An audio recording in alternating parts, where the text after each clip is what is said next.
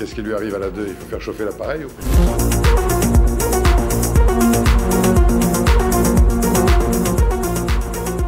En fait, si vous voulez, le mensonge, en fait, c'est le poison, comme vous avez dit, qui divise et en fait qui crée. Vous savez, on avait déjà à l'époque la question de l'affaire Dreyfus, hein, par exemple, qui avait divisé la société française. Voilà, même avant ça, quand il y a eu la Révolution française, il y a eu encore une division du peuple français. Même on l'a vu, par exemple, avec la guerre de Vendée ou des choses comme ça. Donc, en fait, il y a eu un facteur de division progressive, d'éclatement de la société. Et si vous voulez, quand je parlais des blessures des guerres de l'information, c'est qu'aujourd'hui, on est dans une guerre de l'information.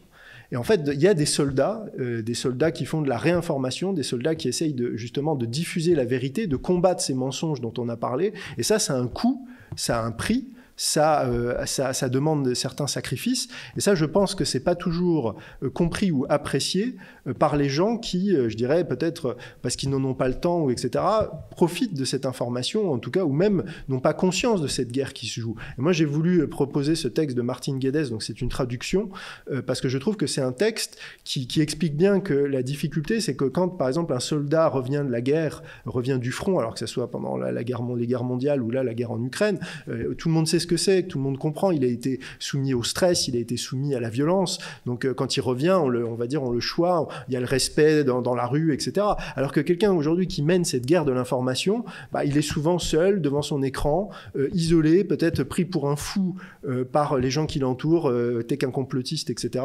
Et en fait là, il y a un coût à la fois psychologique, social, parfois même souvent financier, et qui n'est pas forcément apprécié. Et pour rire, je disais une fois à Martin Guedes, quel monument aux morts ou quel monument on érigera à la fin de cette guerre contre les soldats de la guerre de l'information? À quoi ça ressemblera? Dans la théologie, il y a quelque chose qui est central, c'est le principe du diable. On dit, objectivement, il est décrit comme tel dans la Bible, et on peut même le retrouver dans le judaïsme, par exemple, c'est Satan est le prince du mensonge. C'est-à-dire que tout, et il y a une belle citation de Saint Jean qui dit « Parce que votre père est le père du mensonge, et il n'y a pas de vérité en lui ».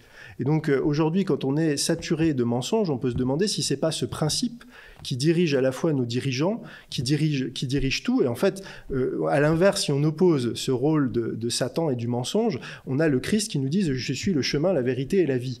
Donc quand on va vers la vérité, on va vers la vie. Et donc pour un chrétien, on va aussi vers le Christ. Et ça, c'est quelque chose qui est difficile parce que justement, un des mensonges de notre société moderne, en tout cas aux yeux d'un chrétien, c'est qu'en fait, on a tout ramené au matériel. Et justement, que dit le chrétien, c'est de dire, ben non, il y a le monde matériel qui existe, et on a un respect pour la science, on essaye de comprendre comment les choses marchent réellement, mais il y a aussi une vérité qui est au-delà de ça et qui échappe à l'intelligence humaine, qui ne peut pas être saisie que par l'intelligence humaine, et c'est pour ça qu'on a besoin de la parole de Dieu pour saisir cette vérité. Et par exemple, moi, ce que je dis souvent quand je fais des conférences, je dis, ne vous focalisez pas sur le niveau politique, parce que le vrai niveau du combat, c'est le niveau spirituel. Et je cite cette phrase de Saint Paul qui dit « Car vous ne luttez pas contre la chair et le sang, mais contre les principautés, contre les princes de ce monde, les esprits mauvais qui habitent dans les lieux célestes. » C'est-à-dire, je pense que, comme vous dites très justement, il faut élever le débat, et il faut aller chercher les principes qui sont au-dessus, et je pense que le vrai adversaire de tous ceux qui luttent aujourd'hui pour la vérité, c'est le diable.